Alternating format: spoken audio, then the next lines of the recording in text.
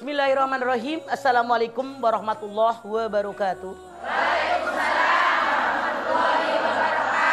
Alhamdulillahilladzi anzalal kitaba wa lam yaj'al lahu iwaja qayyiman liyundhira ba'san syadidan min ladunhu wa yubashshiral mu'minin alladzina ya'maluna shalihat anna lahum ajran hasana.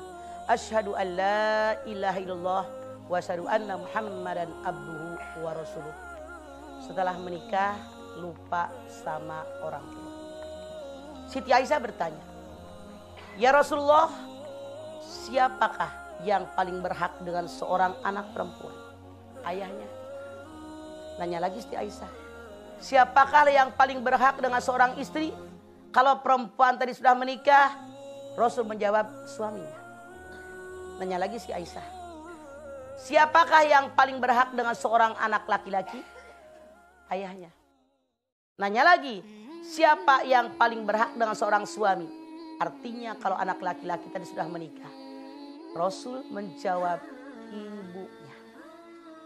Kalau kita perhatikan hadis ini, boleh jadi ada yang bingung. Bagaimana yang namanya kita perempuan sebelum menikah bakti sama orang tua, setelah menikah bakti sama suami, sementara suaminya hanya bakti sama ibu kandungnya. Jadi bingung, apa kita habis menikah melupakan orang tua, yang diurusin cuma suami? Anda lihat ayat-ayat Al-Quran, wa'budullah wa la tusyriku bihi syai'an wa bil walidayni ihsana. Sembahlah Allah, jangan menserikatkan Allah dalam menyembah kepadanya, berbuat baik kepada orang tua. Tuh, tidak disebutkan laki-laki perempuan, tidak disebutkan anak gadis udah menikah, anak perjaka atau udah menikah. Semua anak diwajibkan bakti sama orang tua setelah ibadah kepada Allah. Wa wasainal insana biwalidayhi hamalatuhu wahnan ala wahnin wa fisaluhu fi amaini aniskurli waliwalidayka. Bersyukur kepadaku, bersyukur kepada kedua orang tua kalian. Sekali lagi, ayat ini pun menekankan, habis bersyukur kepada Allah, bersyukur kepada kedua orang tua kalian. Tidak hanya kepada anak laki-laki, tidak hanya kepada para suami, tidak hanya kepada anak perawan atau seorang istri, semua anak siapapun itu, Allah menyatakan bersyukur kepada Allah, bersyukur kepada kedua orang tua kalian.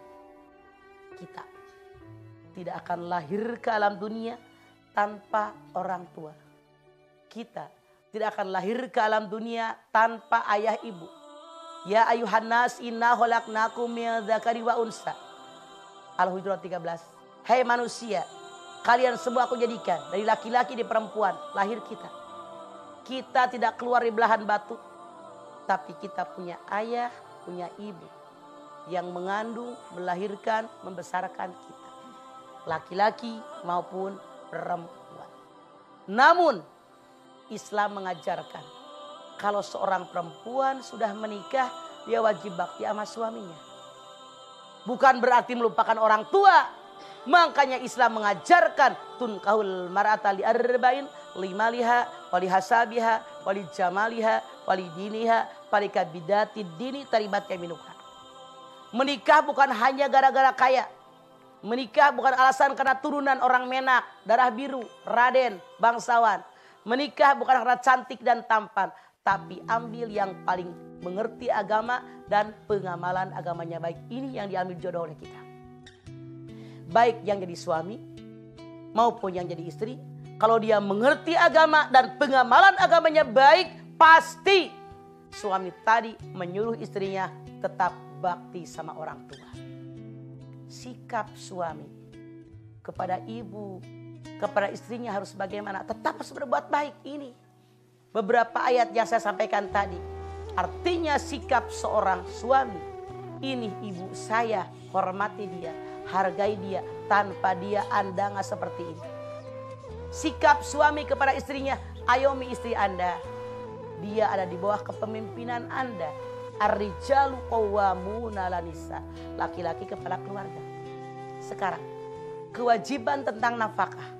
Bagaimana penuhi kewajiban anak istri penuhi kewajiban ibu kandung Anda. Syaratnya bagaimana?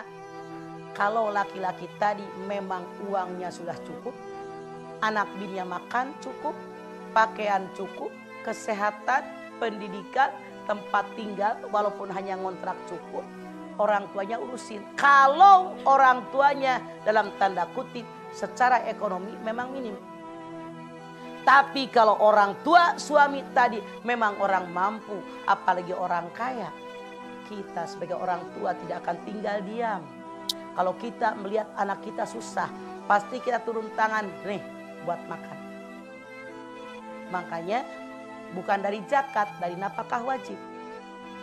Jadi yang namanya yas'alunaka madza yunfikun kul ma anfaqtum min khairin falil walidaini wal aqrabin wal yatama wal masakin. Di sini bagi orang tadi punya kemampuan, ibunya secara ekonomi minus, itu yang dibantu.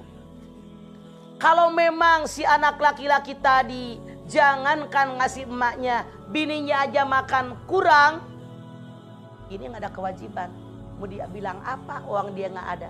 Makanya jadi bini jangan hanya minta sama suami, Anda berusaha.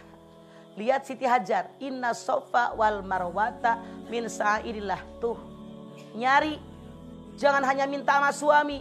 Lihat bagaimana Siti Hajar, Siti Hadijah, lihat bagaimana. Ummu Salamah bagaimana. Perempuan-perempuan zaman dulu pun bekerja untuk menambah kehidupan suaminya dalam rumah tangga yang belum terpenuhi oleh suaminya. Kita punya kekuatan, punya kemampuan, punya keinginan, manfaatkan apapun yang terdapat dalam diri kita untuk mencari rezeki.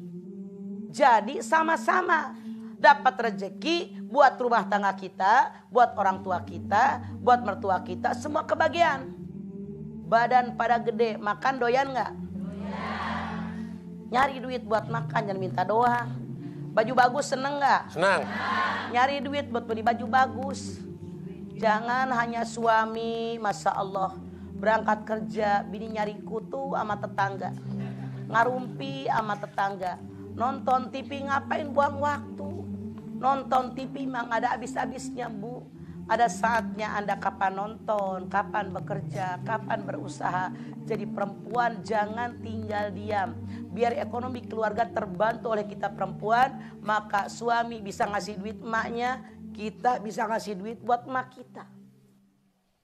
Jangan bingung. Rasul bersabda, idza shallatil mar'atu khamsaha wa shamat syahraha wa afidat farjaha wa ta'at zaujaha qila laha udkhulil jannata min ayyi abwabil jannati siti. Kalau seorang perempuan sholat 5 waktu dikerjakan pada waktunya, puasa bulan Ramadan dikerjakan, punya utang buru-buru dibayar, menjaga kehormatan dirinya, taat kepada suaminya selama suaminya merintahkan aturan agama, Rasul bersabda, silahkan ibu masuk surga dari pintu mana Anda suka, mau apa mau. 4. Sholat pada waktunya di awal waktu. Puasa, punya utang buru-buru dibayar. Jaga kehormatan diri kita, suami ada ataupun tidak ada. Fasolihatu qanitatun hafidhatun lil ghaibi bima hafidhallah. Perempuan yang solihah, perempuan yang menjaga kehormatan dirinya, baik suaminya ada maupun suaminya tidak ada, karena dia telah dijaga oleh Allah.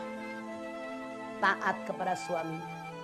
Selama suami memerintahkan sesuai aturan agama, Anda bayangkan ketaatan seorang istri kepada suami yang merupakan satu di antara 4 syarat masuk surganya Allah. Sampai Rasul bersabda, silahkan ibu masuk pintu surga dari mana Anda suka, mau apa mau. Di antaranya taat sama suami. Tapi suami yang mana? Suami yang mengerti agama. Sehingga suami yang mengerti agama pasti menyuruh istrinya terus bersilaturahim dengan orang tuanya. Walaupun sudah menikah, tetap kita bakti sama orang tua. Karena tanpa orang tua kita bukan siapa-siapa.